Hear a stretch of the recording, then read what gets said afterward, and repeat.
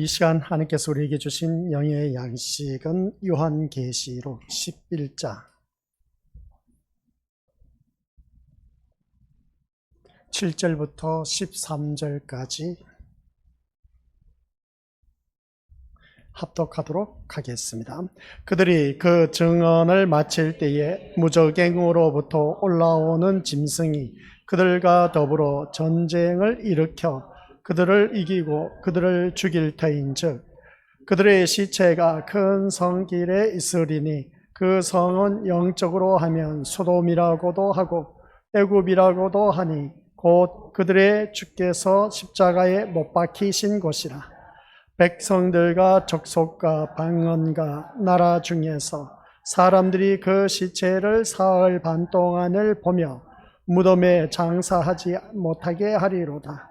이 두 선지자가 땅에 사는 자들을 괴롭게 한 고로 땅에 사는 자들이 그들의 죽음을 즐거워하고 기뻐하여 서로 예물을 보내리라 하더라.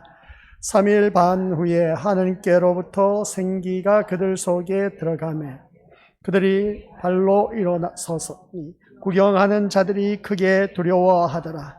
하늘로부터 큰 음성이 있어 이리로 올라오라 함을 그들이 듣고 구름을 타고 하늘로 올라가니 그들의 원수들도 구경하더라. 그때에 큰 지진이 나서 성 10분의 1이 무너지고 지진에 죽은 사람이 7천이라. 그 남은 자들이 두려워하여 영광을 하늘의 하나님께 돌리더라. 아멘. 이 말씀은 하나님께서 하신 말씀을 통해서 주신 교훈의 제목은 증인의 승리. 아버지 하나님 은혜 감사드립니다. 오전 시간에는 증인의 권능으로서 그 모든 일들을 준행해 나갈 때 증인의 승리는 우리 눈앞에 있고 이미 승리가 보장된 삶이라는 것을 꼭 기억하며 오늘 이 말씀을 들을 때마다 힘과 용기와 소망이 생겨서 모든 싸움에서 승리하는 우리 모든 믿음의 자녀가 되도록 축복하여 주옵소서. 감사를 드리며 예수님의 이름으로 기도드립니다. 아멘. 드디어 또 이제 11장 7절부터 13절 말씀 들어갑니다. 주님의 은혜 가운데 우리 믿음으로서 측량하라. 11장 1절 2절 말씀 속에서 성전 안에서 예배드리는 자, 그러니까 이 말씀을 통해서 성전과 제단과 그 안에서 경배하는 자들 측량하라. 측량하라고 했을 때는 너는 나의 것이다, 하나님의 소유가 된 백성이다 라는 것이었습니다. 그런 우리들의 삶 속에서 우리는 어느 누구를 막론하고 증인의 권능, 증인의 권세, 우리가 지난 시간에 말씀을 또 들었습니다. 그 말씀을 들으면서 오늘 증인의 승리가 주어진 하나님의 자녀들, 살아가는 모든 삶 속에서 다 한결같이 그 권세를 받은 하나님의 자녀들은 그 권세와 능력을 가지고 주위 사람들에게 널리 선포할 수가 있어야 되고, 또한 그것을 통해서 많은 심령들이 주님 앞에 나와야 된다. 내가 하나님의 자녀로서 우리는 어떤 마음 자세로 살아가야 될 것인가. 오늘 오전 시간에도 말씀드렸지만 우리가 주님 앞에 나올 때 세상 것을 가지고 나오지 말고 하나님의 것을 가지고 나오자. 세상 것은 내가 세상의 걱정, 근심, 모든 문제점들, 이런 것을 가지고 나와서 하나님 앞에 예배드리는 자, 그냥 하나님의 것을 가지고 주님 앞에 나오는 하나님의 자녀들. 그럼 하나님의 것이 뭐냐? 라고 했을 때에 우리 심령 속에 오직 예수님만 바라보고 의지의존하는 그러한 자들. 이렇게 설교를 하면 우리 믿음의 식구들 처음에는 듣기가 거북스럽지만 이제는 맞다라는 것이 느껴질 겁니다. 과거에는 우리는 세상 것 가지고 모두 다가 나와서 안 되는 것, 불통한 것, 좋지 못한 것, 나쁜 것, 이런 모든 것들이 예배를 드림으로 인해서 모든 문제 해결받을 것이다 하면서 세상 것을 다 가지고 나왔습니다. 이게 바로 오늘 우리들의 잘못된 모습이다 하는 것을 다시 한 번 더 깨닫게 되는 것이죠.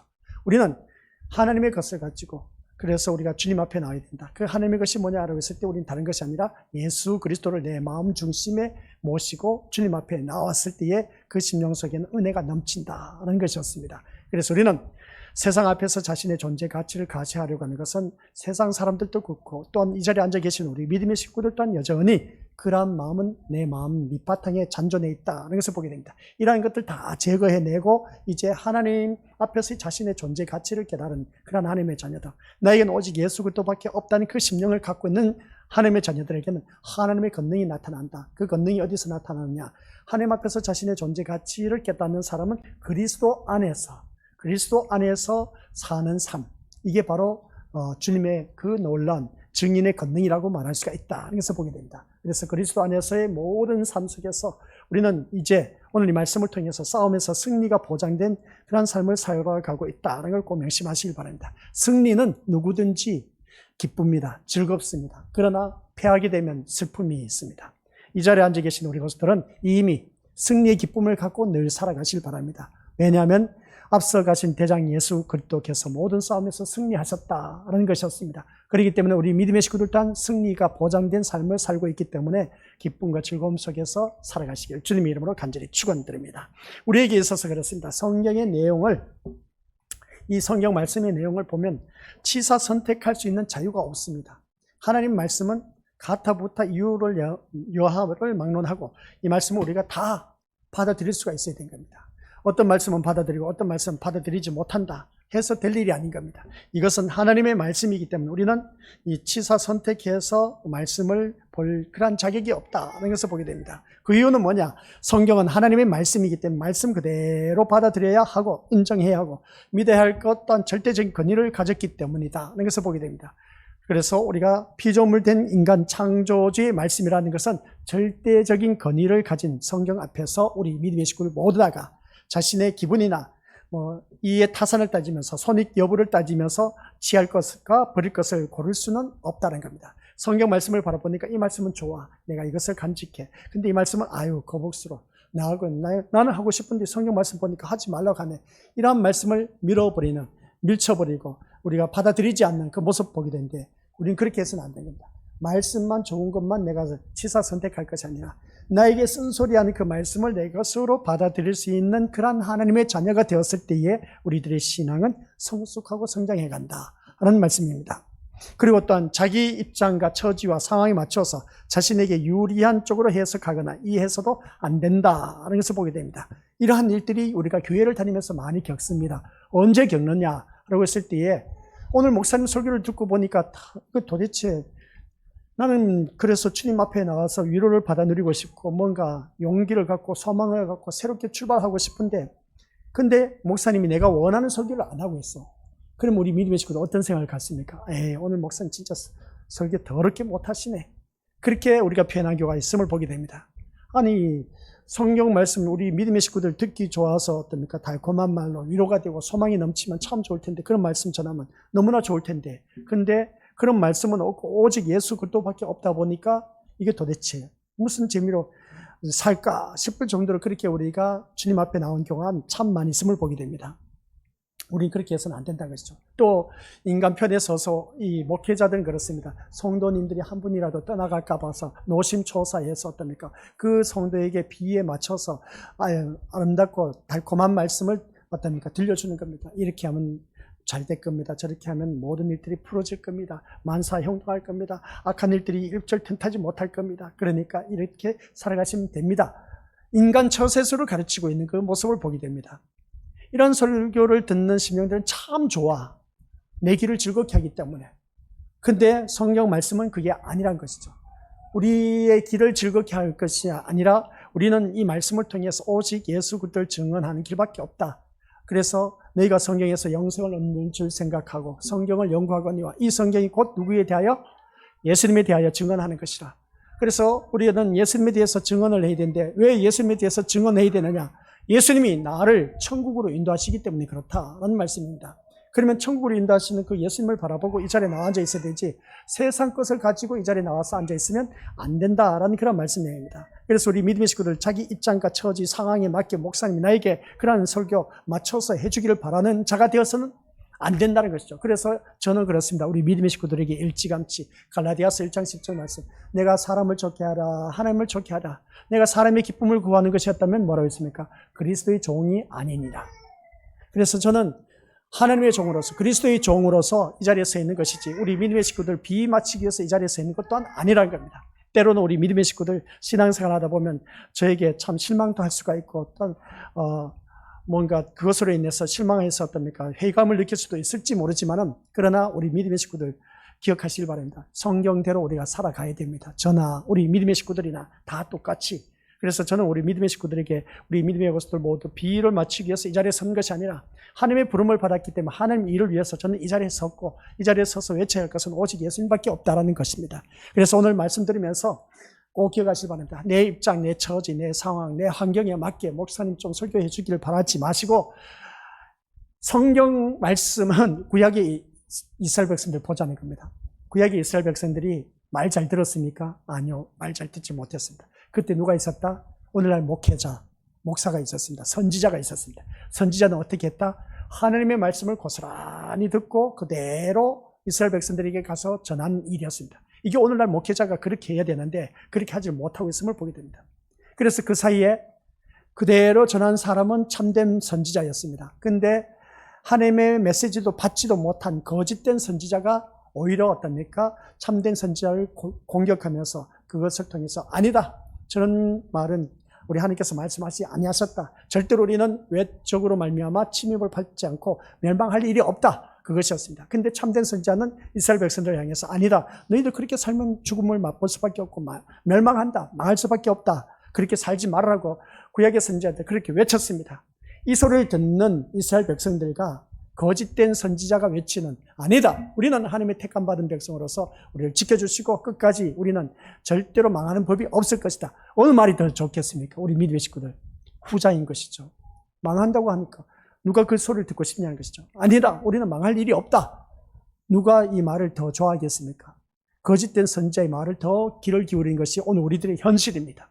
그러나 우리 믿음의 고수들 신앙생활 하면서 참된 선지자의 입에서 나오는 그 선포된 말씀이 어느 누구를 망하고 우리 믿음의 식구들 말씀에서 이탈되면 망합니다. 그거밖에 없습니다. 그래서 세상에서는 이 세상은 심판받아 멸망할 수밖에 없다는 것이 구약의 이스라엘 백성들이 외쳤던 말씀이고 신약의 사도들도 외쳤던 말씀이었습니다. 그래서 그렇게 외쳤던 말씀이 외쳤던 자들은 다 한결같이 죽임을 당했습니다.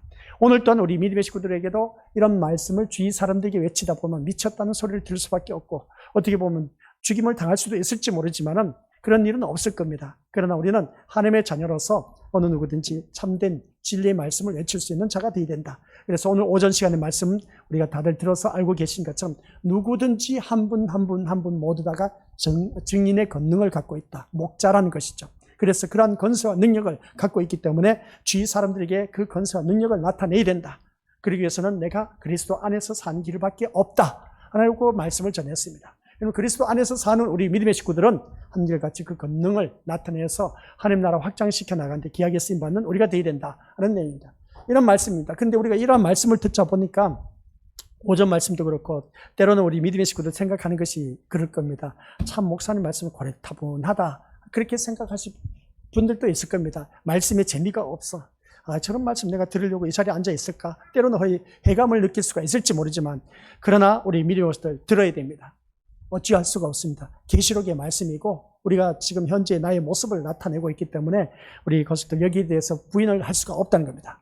그래서 성경의 내용이 설사 우리의 입장과 바라는 것을 전혀 고려하지 않고 그런 그 모습을 전한다 할지라도 우리가 신자된 위치에서 말씀을 대하는 이상 내가 하나님의 자녀입니다. 하나님을 믿는 믿음의 자녀입니다. 하나님을 믿는 믿음의 자녀가 말씀을 대하는 이상 성경에 담겨있는 하나님의 뜻에 관심을 두는 것이 성경을 대하는 기본적인 태도라고 말할 수가 있다는 겁니다.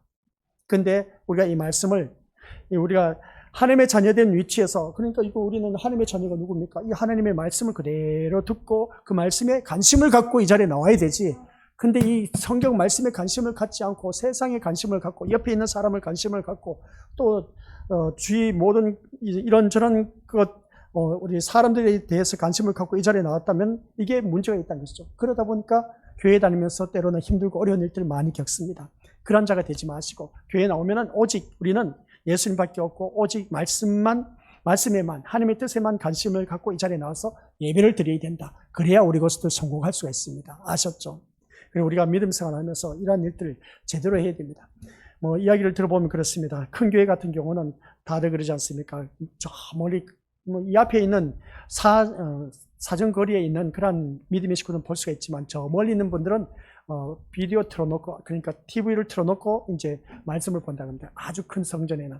그러다 보니까 기둥마다 그 화면이 설치되어 있어서 그걸 보고 예배를 드리는 모습 보게 되는데, 그래서 뒤에서 앉아서 예배 드리는 것이 집중해서 드리는 것이 아니라 예배 시간에 엉뚱한 짓을 많이 한다는 겁니다. 이제 스마트폰이 많이 발달되어 있다 보니까 요즘은 너무나 발달되어 있다 보니까 목사님이 저 말씀 어디서 베꼈나, 아주 똑똑한 사람들은 AI에 들어가서 설교를 가지고 그거 다 친다는 겁니다. 우리 믿음의 식구들. 우리 믿음의 식구들도 그렇게 한번 해보세요.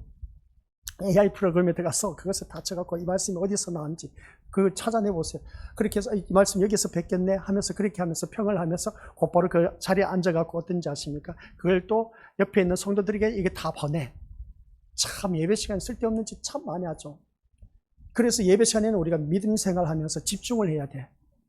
스마트폰 들고 우리가 이게 갖고 놀 시간이 아니라 이 시간에는 하나님의 말씀을 듣고 말씀에 집중해서 그 말씀에 귀를 기울이고 우리 주님이 하신 말씀이 뭔가 이걸 설사 그런 어떤 것에 베꼈다 할지라도 사람이 뭐 한계 있지 않습니까? 책을 보고 있으니까 책 보고 베낄 수도 있고 그것을 그대로 인용할 수밖에 없습니다. 그 맞는 말씀이기 때문에 진리의 말씀이니까 전해야 되지 않습니까? 그래서 이곳저곳 말씀 짜집기 해서 또 드릴 수도 있음을 보게 됩니다. 그러면 우리 믿음의 식구들은 이 말씀을 들을 때에 내가 왜 이 자리에 나와 앉아 있느냐? 내가 목사님 설교 평을 하기 위해서 또는 이것을 어디가 잘못되었다 지적하기 위해서 내가 이 자리에 앉아 있는 것은 아니라는 것이죠. 내가 왜 이 자리에 앉아 있느냐는 겁니다. 예배 시간에 우리가 집중해서 하나님께서 나에게 주신 메시지라 생각하고 그 말씀을 듣고 그 말씀대로 살아가려고 힘쓰고 애쓰고 노력을 해야 되는 것이지, 어떻게 해서든지 헐뜯고 흠집을 잡아서 이거 어떻게 됐다 저렇게 됐다 할 그게 아니라는 겁니다. 우리는 믿음 생활하면서 그런 경우가 너무나 많아.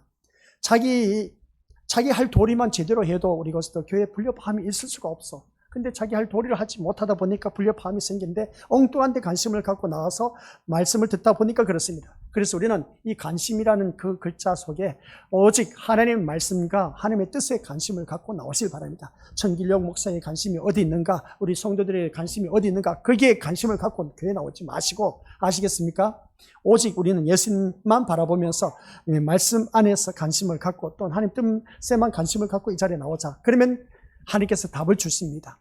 그 답을 얻게 되면은 내 인생, 세상 모든 문제 다 풀어진다니까요. 해결됩니다. 아셨죠? 그러니까 우리 믿음의 식구들께서는 이 말씀을 듣고 더 주 안에서 내가 어떻게 해서든지 말씀 안에서 살아가기 위해서 몸부림을 치시길 바랍니다. 성경 말씀을 보다 보면 우리를 난처하게 하는 말씀들이 한두 가지가 아닙니다. 진짜 너무나 많습니다.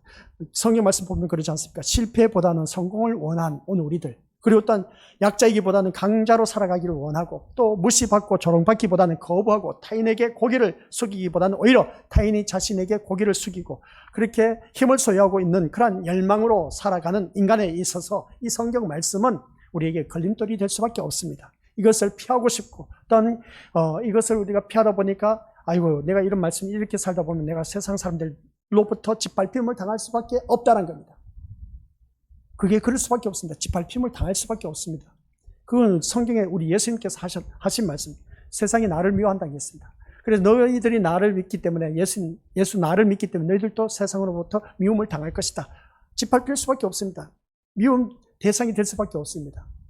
세상 사람들로부터 내가 인정받기를 원한다면 세상 앞에서 자신의 존재 가치를 앞세워서 출세하면 되고 돈 많이 벌면 됩니다. 그런 사람은 교회에 나올 수가 없죠. 그러나 우리는 하나님 앞에서 자신의 존재 가치를 느낀 사람은 어느 누구든지 이 자리에 나와서 하나님 말씀을 들을 수밖에 없다. 근데 내가 사는 삶을 바라보니까 이 사회 구조를 보니까 강한 자가 되어야 되고, 조롱받기보다는 어떻습니까? 모든 사람들로부터 고개 숙이면서 그런 자들보다는 내가 그래도 남들이 내 앞에서 고개를 숙이면서 사는 그런 뭔가 권리를 갖고 있는, 건세를 갖고 있는 그런 힘으로 살아가고 싶은 마음이 꿀뚝 같을 겁니다.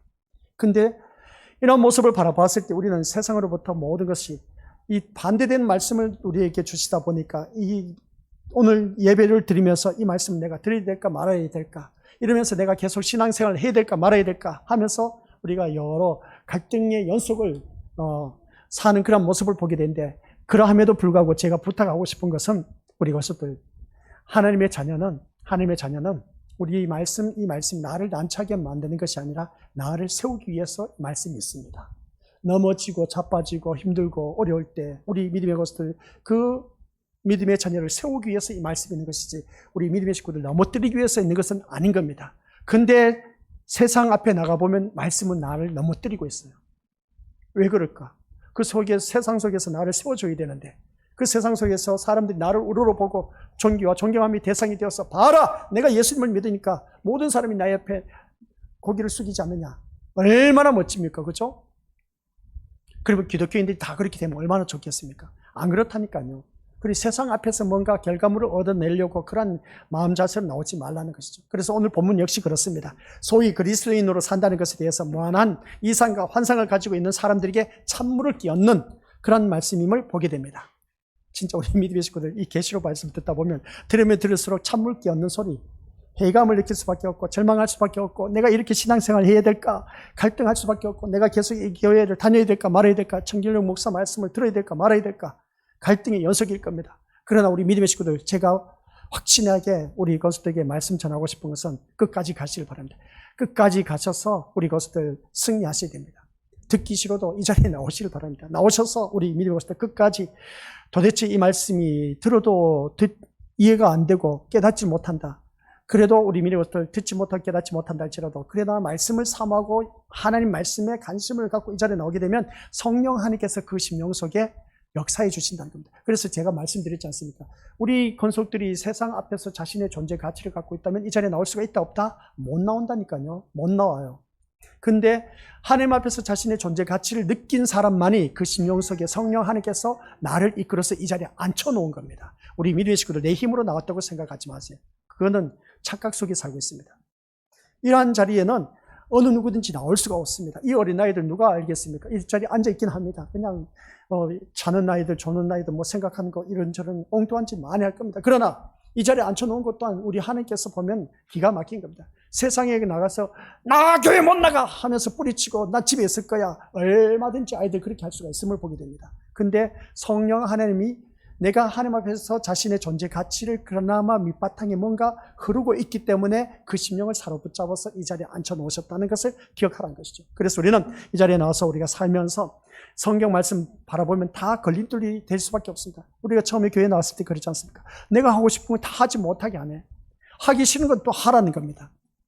진짜 이거 해야 될까 말아야 될까 갈등이 있는 그 모습 보게 됩니다. 그러다 보니까 하지 말라는 것은 하라 하고 내가 하고 싶은 것은 하지 말라고 하니 나 이럴 바엔 교회 못 다니겠다. 포기한 사람들이 있는가 반면에 그래도 한번 이왕 교회에 발을 들여놨으니까 끝까지 한번 쇼부를 걸어보자.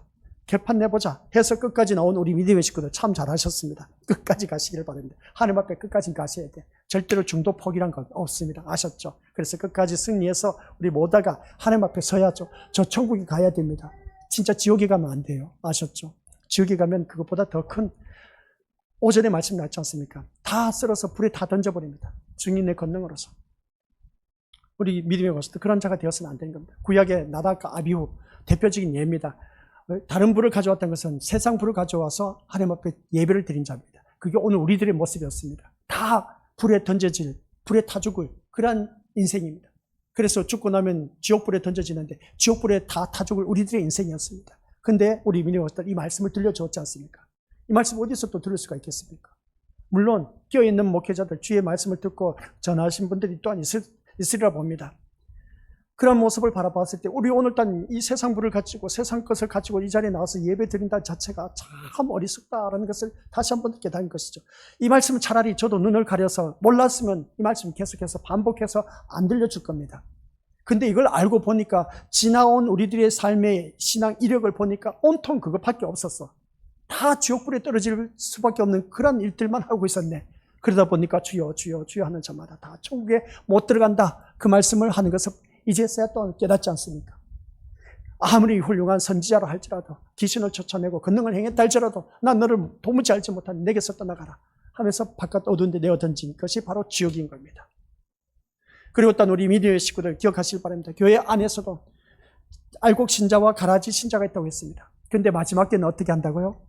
가라지부터 단으로 묶어서 어디에? 불에 던진다고 했습니다. 이것부터 합니다. 알곡부터 거들어들여서 천국 곳간에 드린다 말이 아니라 가라지 신자부터 묶어서 지옥불에 던져 넣는다는 그 말씀입니다. 그 다음 알곡 신자를 천국 곳간에 드린다고 했습니다. 순서가 있습니다. 가라지를 먼저 단으로 묶어서 불에 던지는 그 불이 바로 지옥의 불입니다. 우리 믿음의 식구는 그런 지옥의 불에 떨어져서는 안 됩니다. 그건 누구냐라고 했을 때에 세상 불을 가지고 와서 다른 불을 가지고 와서 하나님 앞에 예배드리는 자. 그게 오늘 우리들의 모습이 아니냐는 겁니다. 이게 가라지 신자야. 가라지 목자, 거짓된 목자입니다. 그러다 보니까 거짓된 목자 밑에 있는 그 양떼들은 진짜 불쌍해요.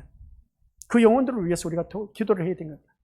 모든 다들 바라보면 자기 기준에서 신앙생활하고 다 자기가 신앙생활 잘 하는 것처럼 여기고 착각 속에 신앙생활하는 분들이 참 많이 있는데, 근데 우리가 알아야 할 것은 말씀 중심에서 거기에서 말씀이 원하는 것이 무엇인지 제대로 알고 우리가 예배를 드린다면 이건 금상첨화인 것이죠.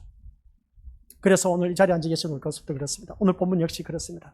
이 말씀을 바라보니까 이 세상에 대해서 우리가 그리스도인으로 산다는 것에 대한 무한한 이상과 환상을 가지고 있는 사람들에게 찬물을 끼얹는다라고 했는데, 이 찬물을 끼얹는 그 모습이 뭐냐면은 우리가 이미 오전 시간에 말씀 다뤘습니다. 5절, 6절 말씀 한번 펼쳐주시기 바랍니다. 이 말씀 보면 힘이 납니다. 정말 대단합니다. 만일 누구든지 그들을 해하고자 하면 그들의 입에서 불이 나와서 그들의 원수를 삼켜버릴 것이요, 누구든지 그들을 해하고자 하면, 여기서 그들이 누구냐? 두 증인을 말하고 있습니다.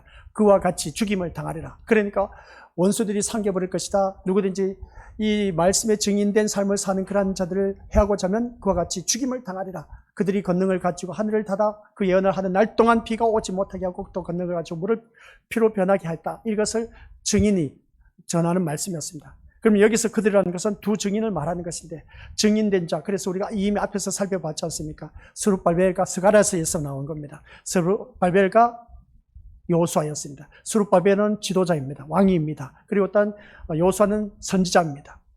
제사장인 것이죠. 그러면 여기서 바라보면 왕이요 제사장은 누구를 말하느냐? 왕과 제사장, 그리고 어떤 선지자는 누구냐? 예수 그리스도를 말하고 있습니다. 그러면 이 말씀이 두 증인이 이렇게 두 증인을 핍박하는 사람은 어떻게 한다고 했습니까? 원수들이 그들을 삼켜버린다고 했습니다. 그리고 어떻습니까? 누구든지 그들을 해하고자 하면 반드시 그와 같이 똑같이 죽임을 당해야 돼요. 그러니까 이 증인을 건드릴 수가 없다는 겁니다. 얼마나 우리가 힘이 되고 용기가 되는지 모릅니다. 그래서 그들은 두 증인을 말하면서 증인된 자에게 이러한 건세가 있다는 겁니다. 그래서 이 건세를 잡은 자 함부로 대하면 안 된다는 것이죠. 그들을 해하고자 하면 입에서 불이 나와서 그의 원수를 소멸 죽임을 당한다라는 것을 볼 때, 이 말씀만 대하면 우리는 마치 이 세상에서 부러울 것 없이 강력한 권한을 가지고 살아가는 것처럼 느껴질 수가 있다는 겁니다. 누구든지 신자를 조롱하면, 오늘 이 자리에 앉아 계신 우리 믿음의 식구들 조롱하면, 오전 시간 말씀드렸지 않습니까? 하나님이 불로 심판한다는 겁니다. 걱정하지 마세요. 하나님께서 심판하신대. 근데 우리 믿음이 나를 조롱하고 핍박하고 혈뜯고 힘들게 하는 그런 자들 다 불로 심판한대. 그 불이 어느 불이라고요? 지옥불입니다.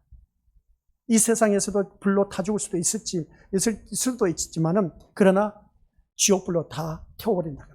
다스린다겠죠. 하나님께서 하신다. 나를 힘들게 하고 조롱하고 핍박하는 그런 자들. 그러니까 오늘 이 말씀을 통해서, 이 말씀을 들으면 우리는 마치 진짜 세상에 강력한 건설을 가지고 있는 그런 자들.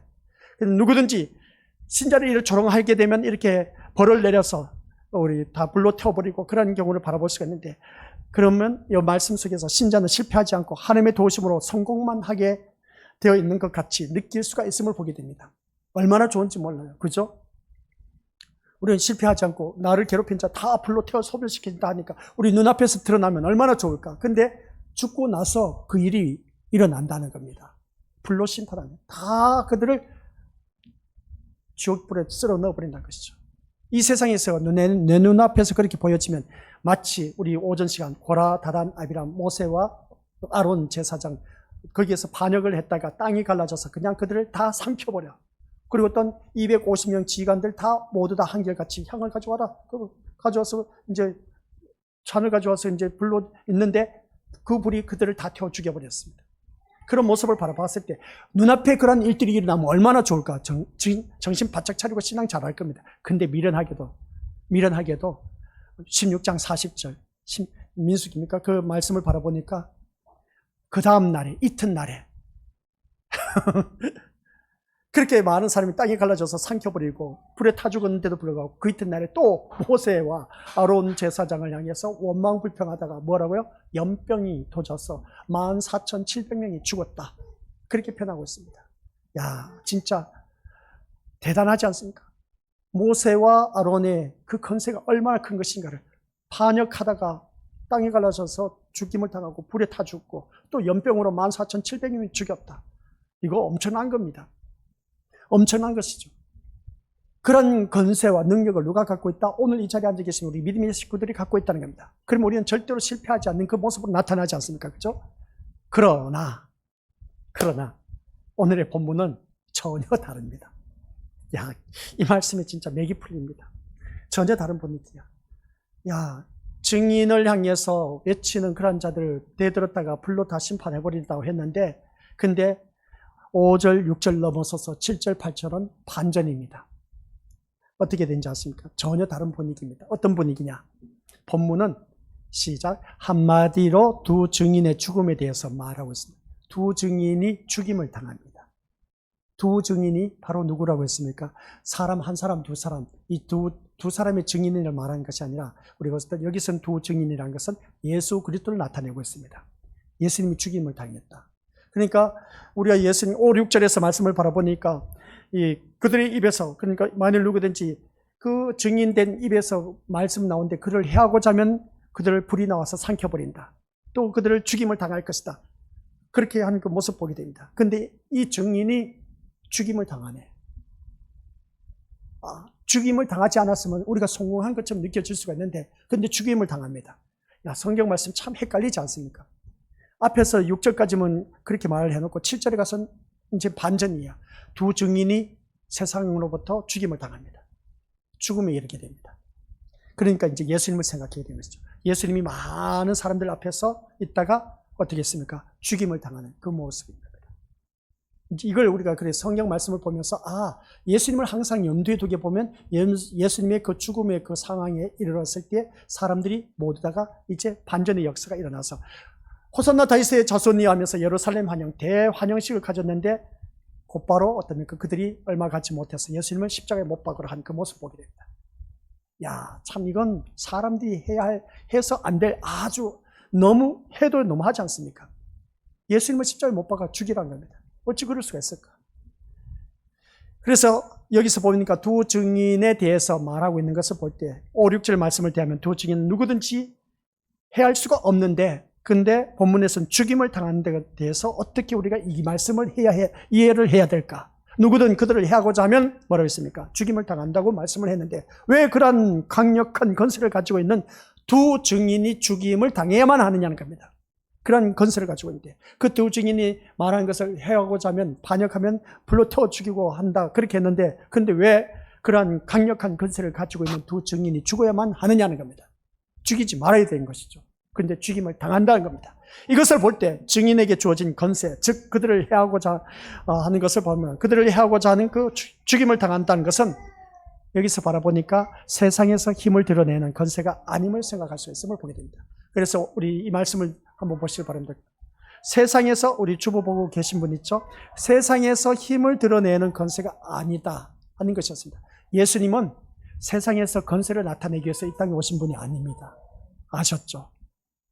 예수님은 이 땅에 건세를 나타내기 위해서 오신 분이 아니야.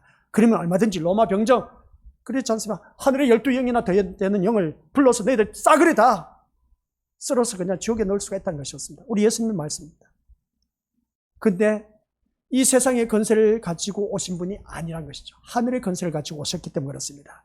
그래 오늘 이 자리에 앉아 계신 우리 것들, 세상에서 자기의 힘을 드러내는 건세가 아니기 때문에 두 증인이 누구다? 예수님은 죽임을 당할 수밖에 없다. 세상 건세에 의해서 죽임을 당합니다.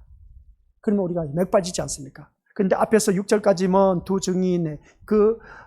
증인을 해하고자 하는 사람은 불이 나와서 그들을 삼켜버린다. 그리고 또 그들을 해하고자 하면 반드시 죽임을 당할 것이다. 그렇게 말을 했는데 7절에 딱 넘어와서 보니까 이 두 증인을 죽여버리네, 세상 사람들이. 근데 하나님께서 왜 그냥 내버려 두셨냐는 것이죠.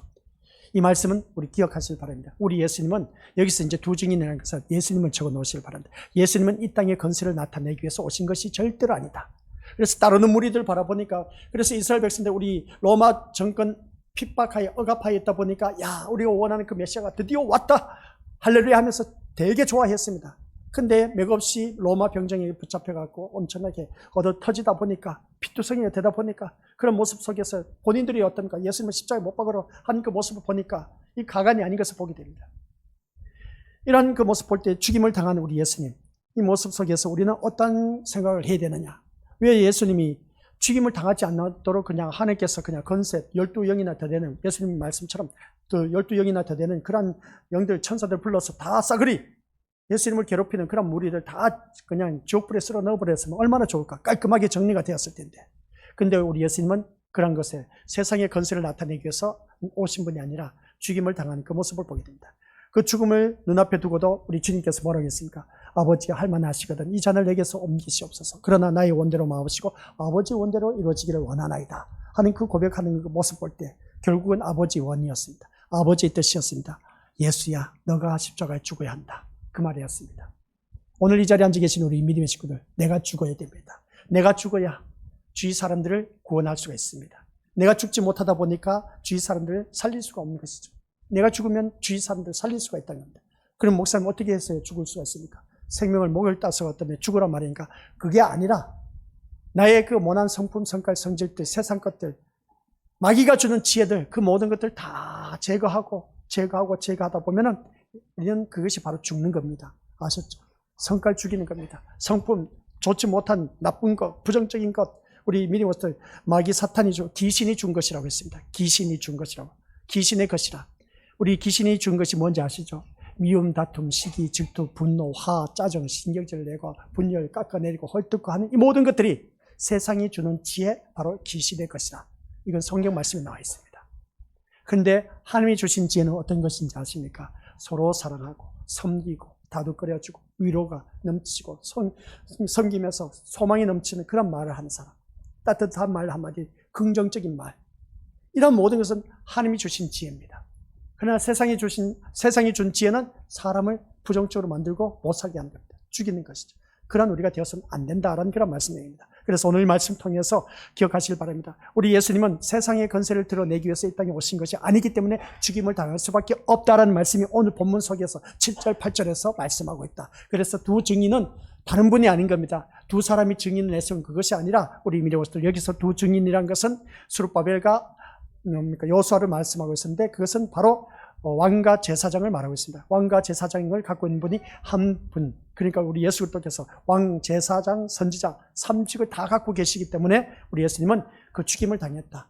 죽임을 당한 데 있어서 얼마든지 나를 죽이지 못할 5, 6절에서 바라보면 이 두 증인을 죽인 자는 다 불로 심판해버린다. 죽임을 당할 것이다. 그렇게 했는데 7절에 가서는 이 두 증인이 그런 자들로부터 죽임을 당했다 라고 하는 것은 왜 죽임을 당했느냐? 우리 예수님은 이 세상 권세의 힘을 드러내기 위해서 오신 분이 아니다라는 것을 알려주기 위해서 그럽니다. 그래서 계시록 말씀을 귀담아 들어야 됩니다. 귀담아 듣지 못하면 이게 헷갈려. 그러니까 이 자리에 앉아 계신 우리 것들 꼭 기억하시기 바랍니다. 왜 두 증인이 이렇게 권세를 갖고 있는데 죽임을 당해야 되는지 모르겠다. 얼마든지 의심을 가질 수가 있지 않습니까? 그 이유는 우리 예수님이 세상 권세에 대해서 오신 분이 아님을 이 말씀을 통해서 우리에게 알려주고 있습니다. 그런데 우리로서는 바로 이것에 대해서 불만을 품고 있습니다. 불만을 품고 있는데 아니다. 여기까지만 합시다. 여기까지만 하고 우리 미니어스들.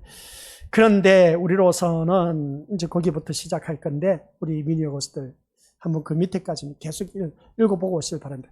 읽어서 빨리 이해가 되신 분도 있지만 이해가 안 되신 분들 있을 겁니다. 이해가 안 되신 분들은 하나님 앞에 물어보시길 바랍니다. 아셨죠?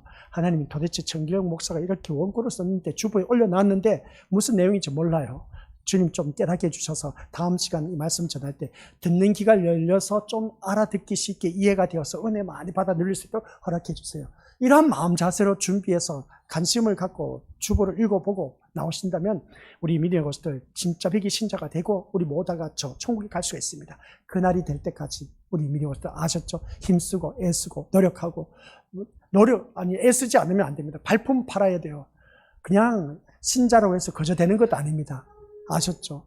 내가 노력하지 않으면 또 내가 노력한다 해서 내 힘으로 될 일도 아니야. 성령 하나님의 도움을 구해야 돼. 성령 하나님의 도움을 구하면서 내가 알려고 할 때 성령 하나님께서 도와주신 겁니다. 그래서 성령 하나님께서 하신 말씀 뭔지 아십니까? 때를 따라서 네가 할 말을 주고 네가 생각나지 않은 것을 생각나게 해주신다고 했습니다. 그게 성령 하나님입니다. 그러니까 우리 믿음의 식구들은 성령 하나님의 도움을 구하면서 이 말씀이 무엇인지 좀 이해하기 쉽게 깨달을 수 있도록 보는 눈과 듣는 귀가 발달되게 하옵소서. 그래서 내 입술로 증언할 수 있는 그런 아버지 하나님 자녀 되게 하옵소서. 이런 마음 자세로 교회를 다녀야지 다른 어떤 마음을 갖고 나온다면 다 이건 실패할 수밖에 없어. 아셨죠? 그러니까 우리는 실패하는 인생이 되어서는 안 되고 성공하는 인생이 되시기를 주님의 이름으로 간절히 축원드립니다. 아버지 하나님 은혜 감사드립니다. 분명 5, 6절에서는 두 증인을 해야 하는 자는 불이 나와서 심판을 하고 또 그 두 증인을 반역한 자들은 다 죽임을 당한다고 했는데 그러나 7절, 8절에 와서 보니 두 증인이 죽임을 당합니다. 그 두 증인은 곧 우리 예수님을 말하고 있음을 보일 때에 예수님이 죽임을 당한 그 모습, 왜 죽임을 당해야만 할까? 우리 하나님께서는 살려두실 수가 있었는데 그 이유는 우리 예수님은 이 세상 권세를 가지고 이 땅에 오신 분이 아니다라는 것을 보여주기 위함을 잊지 말게 하옵소서. 더 큰 권세, 하늘의 권세를 가지고 오셨다는 것을 꼭 기억하게 하옵소서. 그래서 그 하늘의 권세를 가지고 우리 모두 다 저 천국으로 인도하시기 위해서 오신 그 예수님만 바라보고 예수님 말씀에만 관심을 갖고 우리 하나님의 뜻에만 관심을 갖고 온전히 교회에 나올 수 있는 자가 되어 우리 모두 다 저 영원한 천국에 갈 수 있도록 주님 축복하여 주옵소서. 예수님의 이름으로 기도드립니다. 아멘.